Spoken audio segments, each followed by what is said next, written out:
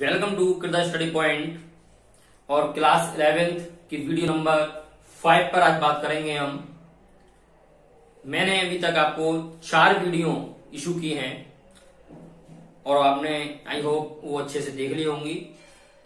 Video number 5 में हम बात करते हैं, कई वीडियो में, पिछली वीडियो में हमने बार बार एक वर्ड को रिपीट किया था, इंटरनल यूजर्स और एक्सटर्नल यूजर्स की अकाउंटिंग इंफॉर्मेशन इंटरनल यूजर्स और एक्सटर्नल यूजर्स को प्रोवाइड कराई जाती है। तो यहां पर हम बात करेंगे कि वो इंटरनल यूजर्स और एक्सटर्नल यूजर्स कौन होते हैं, कौन है आखिर ये इंटरनल यूजर और एक्सटर्नल यूजर, इस पर हम चर्चा करेंगे। तो आइए, पहला पॉइंट आज का हमारा है users of accounting information. Accounting information के यूजर्स और अकाउंटिंग इंफॉर्मेशन के यूजर्स हैं वो हमारे दो प्रकार के यूजर्स होते हैं, एक इंटरनल यूजर्स है और सेकंड एक्सटर्नल यूजर्स है। इंटरनल यूजर्स कौन से होते हैं? तो देखिए, मैंने आपको वीडियो अपनी फर्स्ट में बताया था कि हर डेफिनेशन अपने नाम से ही जानी जाती है, आइडेंटिफाई होती है। तो इंटरनल यूजर्स यानी कि ऐसे यूजर्स जो आंतरिक भाग में कार्य करते हैं, यानी कि अंदर रहकर कार्य करते हैं, जो फर्म और ऑर्गेनाइजेशन के अंदर वर्क करते हैं, वो सभी यूजर्स हमारे इंटरनल यूजर्स कहलाते हैं। Like as a owners, management, employees and workers. किसी भी फर्म या ऑर्गेनाइजेशन में ओनर्स आप जानते हैं, जो भी फर्म या ऑर्गेनाइजेशन का मालिक होता है, उसका संचालक होता है, उसे ऑर्गेनाइज करने वाला होता है, वो हमारा ओनर कहलाता है। जो पूरी फर्म को अपने ऑर्गेनाइजेशन के थ्रू बांध करके कार्य कराता है, तो वो फर्म और ऑर्गेनाइजेशन के अंदर से ही वर्क करता है, तो वो ओनर आपका इंटरनल यूजर्स माना जाएगा। Second of management. मैनेजमेंट आप जानते हैं, किसी भी फर्म या ऑर्गेनाइजेशन को संचालित करने के लिए एक मैनेजमेंट की आवश्यकता होती है। तो वो मैनेजमेंट जो कि उस फर्म या ऑर्गेनाइजेशन को अंदर से कार्य श्रृंखला में डालती है, कार्य करने की सहमति देती है, कार्य करना सिखाती है, कार्य को बतलाती है, कार्य को मैनेज करना बताती है, वो सभी हमारी मैनेजमेंट कहलाती है। और वो मैनेजमेंट हमारी इंटरनल यूजर्स है, क्योंकि वो फर्म या ऑर्गेनाइजेशन को अंदर से डील करती है। Next point is employ and workers. कोई भी फर्म या organisation without employ, without workers कार्य नहीं कर सकती है। जितना इंपोर्टेंस एक मैनेजमेंट का होता है फर्म में, उतना ही इंपोर्टेंस हमारे फर्म या ऑर्गेनाइजेशन में एम्प्लॉयज और वर्कर्स का होता है। तो विदाउट एम्प्लॉय और वर्कर्स ऑर्गेनाइजेशन को चलाया नहीं जा सकता, संचालित नहीं किया जा सकता। तो इसलिए ऑर्गेनाइजेशन के अंदर या फर्म के अंदर हमारे वर्कर्स और एम्प्लॉयज जो कि अंदर से कार्य करते हैं और उनकी भूमिका बहुत ही अहम भूमिका मानी जाती है, इसलिए एम्प्लॉय और वर्कर को भी इंटरनल यूजर्स कहा जाता है। तो ये हमारे इंटरनल यूजर्स के पॉइंट हो गए, आप बहुत अच्छे से जान गए होंगे। यानी कि इंटरनल यूजर्स जो कि हमारी फर्म या ऑर्गेनाइजेशन में अंदर रहकर कार्य करते हैं, अपने ऑर्गेनाइजेशन को गोल तक पहुंचाने में जो सहायक सिद्ध होते हैं अंदर से, वो सभी हमारे इंटरनल यूजर्स कहलाते हैं। जैसे ओनर्स हो गए, मैनेजमेंट, वर्कर्स, एम्प्लॉयज।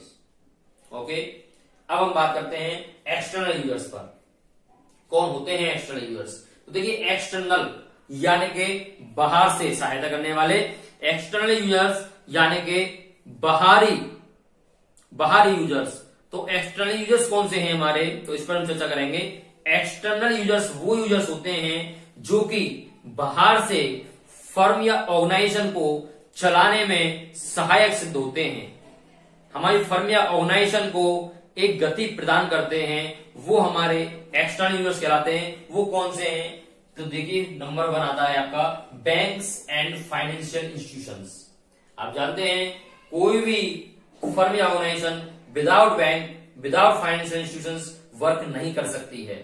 और आज का युग तो ऑनलाइन युग है, ये तो आप भी जानते हैं। जब आप ऑनलाइन पढ़ाई कर सकते हैं तो जितनी फर्म या ऑर्गेनाइजेशन है अकॉर्डिंग टू गवर्नमेंट वो सभी ऑनलाइन कर दी गई हैं। तो इसलिए आवश्यक है किसी भी फर्म या ऑर्गेनाइजेशन को बैंक और फाइनेंशियल इंस्टीट्यूशन सहारा लेना ही पड़ेगा। तो जितनी भी बैंक या फाइनेंशियल इंस्टीट्यूशंस उस पर्टिकुलर फर्म या ऑर्गेनाइजेशन को बाहर से सहायता दे रही हैं, उनका कार्य कर रही हैं, तो वो हमारी एक्सटर्नल यूजर्स के तौर पर मानी जाएंगी। जैसे मान लीजिए किसी फर्म का हमारा आईसीआईसीआई बैंक में अकाउंट है और सारे लेन देन उस आईसीआईसीआई बैंक से होते हैं, तो वो आईसीआईसीआई बैंक उसकी एक्सटर्नल यूजर्स मानी जाएगी। फाइनेंशियल इंस्टीट्यूशंस की हम बात करें तो फाइनेंशियल इंस्टीट्यूशंस हमारे वो सभी इंस्टीट्यूशंस होते हैं जिनसे कंपनी को लोन लिया जा सकता है या समय पर पैसा किसी प्रकार की कोई भी क्षति होने पर उसकी वो पैसे के द्वारा पूर्ति करती है, वो सभी हमारी फाइनेंशियल इंस्टीट्यूशंस कहलाती हैं। Next point is investors and potential investors. एक कोई भी फर्म या कोई भी ऑर्गेनाइजेशन इतनी समर्थ नहीं होती है, इतनी कैपेबल नहीं होती है जो कि स्वयं अपने आधार पर पूरा बिजनेस कर सके। उसे आवश्यकता होती है एडवर्टाइजमेंट के लिए भी और पैसों के लिए भी, फाइनेंस के लिए भी, कि उसे इन्वेस्टर्स चाहिए ही चाहिए कि जो उसकी कंपनी, उसकी फर्म, उसकी ऑर्गेनाइजेशन में पैसा इन्वेस्ट कर सकें। इस प्रकार की हमारी फर्म और ऑर्गेनाइजेशन को इन्वेस्टर्स समय समय पर आवश्यकता होती है। तो इस प्रकार के जो हमारे इन्वेस्टर्स होते हैं या कुछ संभावित इन्वेस्टर्स होते हैं जो कि इन्वेस्ट कर सकते हैं हमारी कंपनी के अंदर, हमारी फर्म के अंदर, तो वो सभी हमारे इन्वेस्टर्स और पोटेंशियल इन्वेस्टर्स हमारे एक्सटर्नल यूजर्स कहलाते हैं। अब बात करते हैं थर्ड पॉइंट हमारे क्रेडिटर्स। क्रेडिटर्स आप जानते हैं यानी कि जिनसे हम उधार माल खरीदते हैं वो सभी हमारे क्रेडिटर्स कहलाते हैं। क्योंकि फर्म ऑर्गेनाइजेशन एक लार्ज स्केल पे वर्क करती है तो जरूरी नहीं सारा काम उसका कैश में ही हो। आप जानते हैं ज्यादातर फर्म ऑर्गेनाइजेशंस अपना उधार पर कार्य करती हैं और यही जो उधार देने वाले व्यक्ति होते हैं वो फर्म ऑर्गेनाइजेशन के क्रेडिटर्स कहलाते हैं। तो ऐसे क्रेडिटर्स कंपनी ऑर्गेनाइजेशन को बाहर से सहायता दे रहे हैं, बाहर से उनके लिए माल प्रोवाइड करा रहे हैं विदाउट पेमेंट, तो वो हमारे क्रेडिटर्स होंगे क्योंकि फ्यूचर में हमें उनका पेमेंट करना है। Next point is government and it's authorities. Governments आपकी फर्म या किसी ऑर्गेनाइजेशन में एक बहुत ही अहम भूमिका रखती है। आप जानते हैं किसी भी फर्म या कंपनी या ऑर्गेनाइजेशन को विदाउट गवर्नमेंट परमिशन आप उसे संचालित नहीं कर सकते।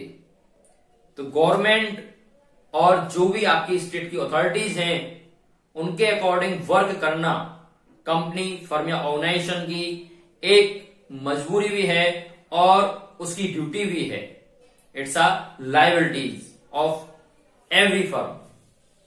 क्योंकि विदाउट गवर्नमेंट की परमिशन कोई भी कार्य नहीं किया जा सकता है और आपने जो भी आपकी कंपनी के द्वारा प्रोडक्शन चलते हैं, मैन्युफैक्चरिंग चलती हैं, वो सभी गवर्नमेंट की निगरानी में होते हैं और उन पर tax, GST etcetera etcetera tax भी पेबल होते हैं जो कि आपकी फाइनेंशियल इंफॉर्मेशन के आधार पर ही डिपेंड होते हैं। तो वो फाइनेंशियल इंफॉर्मेशन हमें गवर्नमेंट को प्रेजेंट करानी होती है जिसके आधार पर हमारे अन्य भिन्न भिन्न टैक्स यहाँ पर प्रोवाइड कराए जाते हैं। तो इसलिए गवर्नमेंट एंड इट्स अथॉरिटीज ये सभी भी हमारी एक्सटर्नल यूजर्स के लिए एक्सटर्नल यूजर्स के तौर पर ही वर्क करती हैं।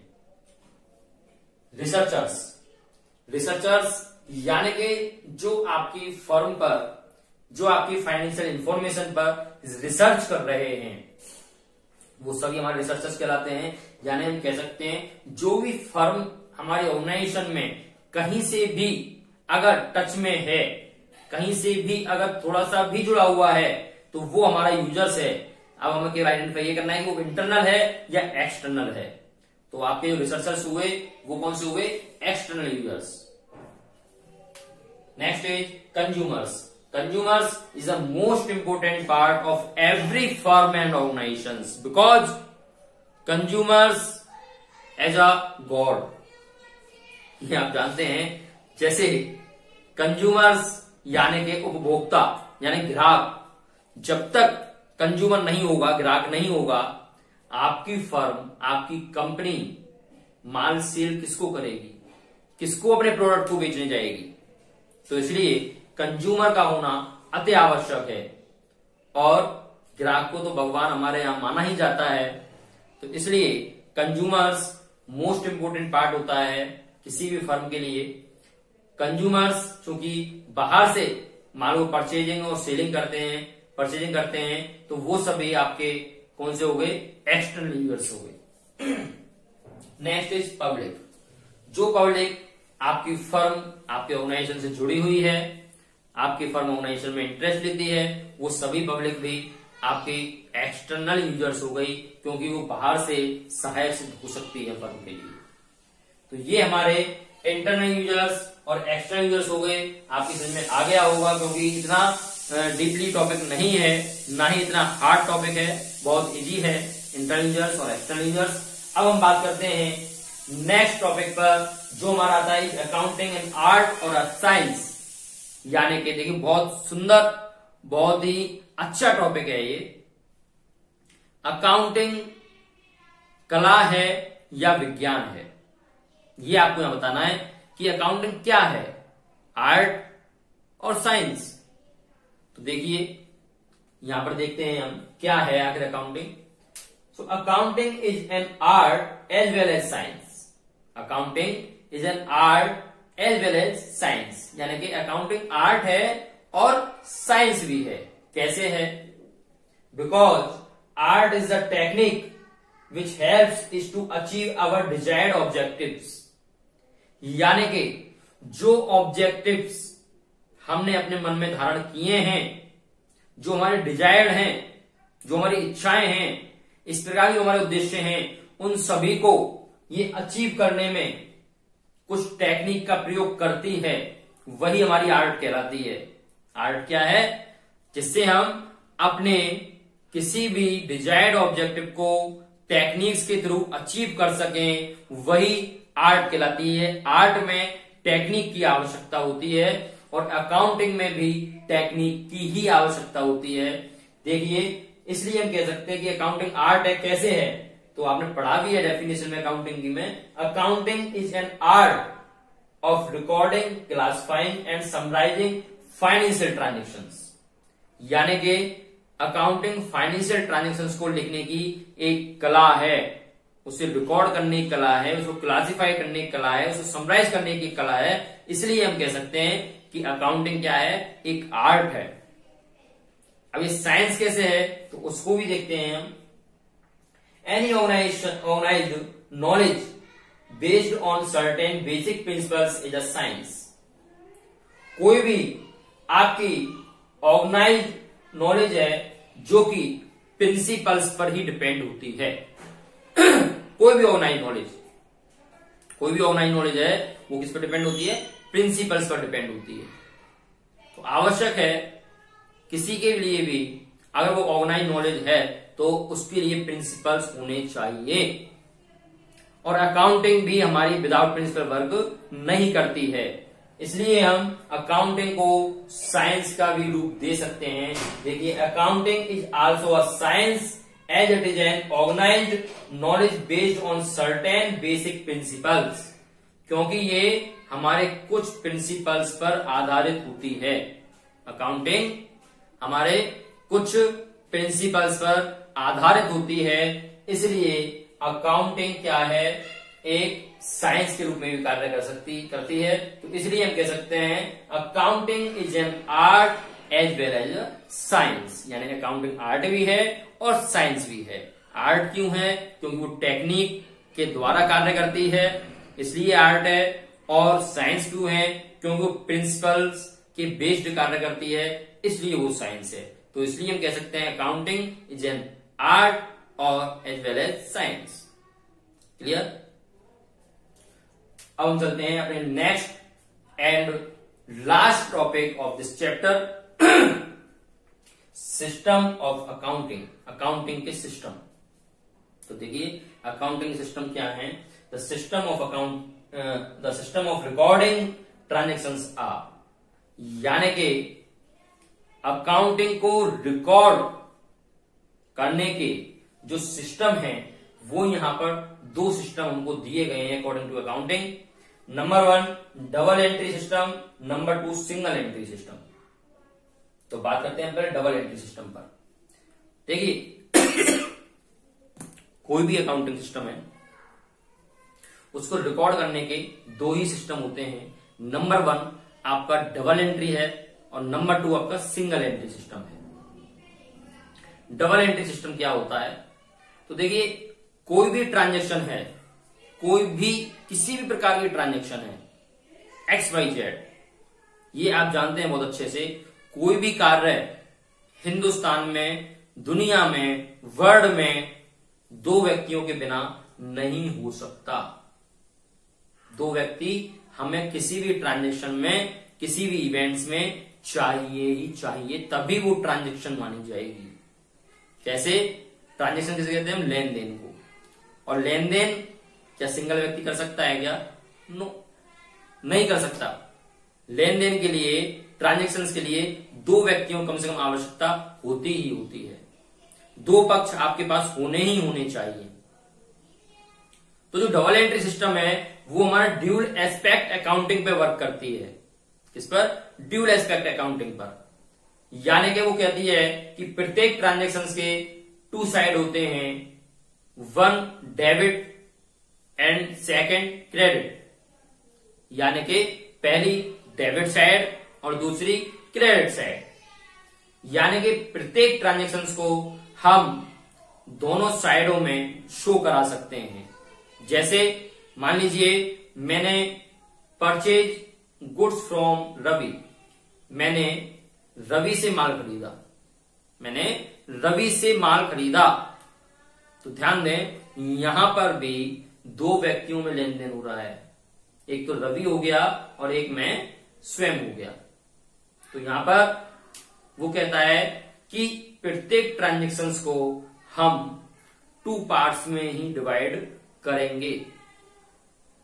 यानी कि कोई भी ट्रांजैक्शन इवेंट्स हैं उसको हम एक तो डेबिट साइड और एक क्रेडिट साइड में डिवाइडेशन कर देंगे, बांट देंगे, जिससे हमारे फाइनेंशियल जो ट्रांजैक्शंस होंगी उसको आसानी से हम फाइनेंशियल इंफॉर्मेशन तक पहुंचा सकें। आसानी से उसके थ्रू हम कोई भी प्रॉफिट एंड लॉस की जानकारी कर सकें, ट्रायल बैलेंस बना करके बैलेंस शीट बना सकें।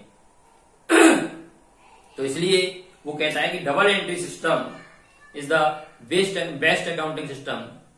तो इसलिए डबल एंट्री सिस्टम क्या है? हमारा ड्यूल एस्पेक्ट अकाउंटिंग सिस्टम पे वर्क करता है। ये हमारा डबल एंट्री सिस्टम कहलाता है। और सिंगल एंट्री सिस्टम क्या होता है? सिंगल एंट्री सिस्टम और अकाउंट्स फ्रॉम इनकम्प्लीट रिकॉर्ड। यानी कि ध्यान दें, सिंगल एंट्री सिस्टम को हम दूसरे नाम से और जानते हैं, जिसको हम कहते हैं अकाउंट्स फ्रॉम इनकम्प्लीट रिकॉर्ड। नाम से पता पड़ गया होगा आपको कि अकाउंट्स फ्रॉम इनकम्प्लीट रिकॉर्ड, यानी कि इनकम्प्लीट रिकॉर्ड से अकाउंट्स। तो सिंगल एंट्री सिस्टम क्या है कि कुछ जगह ऐसी होती हैं, वो कहता है अकाउंटिंग कि कुछ जगह पर हम डबल एंट्री सिस्टम का यूज नहीं कर सकते। तो जहां पर हम डबल एंट्री सिस्टम का यूज नहीं कर सकते हैं वहां हम सिंगल एंट्री सिस्टम को यूज करेंगे। बात समझ में आई? जैसे आपके बहुत सारी चीजें होती हैं जिसमें आप डबल एंट्री सिस्टम का यूज ना करके सिंगल एंट्री सिस्टम का यूज कर सकते हैं। जैसे आपकी कैश बुक या पर्सनल अकाउंट्स या कैश बुक, इस प्रकार की जो आपके होंगे ट्रांजेक्शंस, उनमें हम सिंगल एंट्री का यूज करते हैं। जो सिंगल एंट्री सिस्टम होती है वो इनकम्प्लीट रिकॉर्ड माना जाता है, क्योंकि इसके थ्रू ना तो हम ट्रायल बैलेंस प्रिपेयर कर सकते हैं, ना ही हम पे एंड एल और ना ही हम बैलेंस शीट को प्रिपेयर कर सकते हैं। इसलिए इसको इनकम्प्लीट रिकॉर्ड माना जाता है। इसके द्वारा हम आसानी से केवल अपना प्रॉफिट और लॉस को फाइंड आउट कर सकते हैं, लेकिन अकाउंट्स को प्रिपेयर नहीं कर सकते, बैलेंस शीट को प्रिपेयर नहीं कर सकते। तो इसलिए जो बेस्ट सिस्टम होता है हमारा वो डबल एंट्री सिस्टम माना जाता है। तो बात आपकी समझ में आ गई होगी। इस प्रकार आपका ये चैप्टर नंबर 1 यहीं पर फिनिश होता है। आपके चैप्टर नंबर 1 की टोटल 5 वीडियो मैं आपको इशू कर चुका हूं। इन 5 वीडियो को अच्छे से आप देखें, रीड करें, उसके बाद समझें। बहुत ही आसान है। तो चैप्टर फर्स्ट आज आपका फिनिश हो चुका है। अब हम मुलाकात करेंगे अपनी नेक्स्ट वीडियो में चैप्टर नंबर 2 को लेकर के। तो आप वीडियो को लाइक और सब्सक्राइब और शेयर करना ना भूलें। अपने दोस्तों को भी शेयर करें ताकि वो भी आसानी से पढ़ सके। Okay, thank you so much.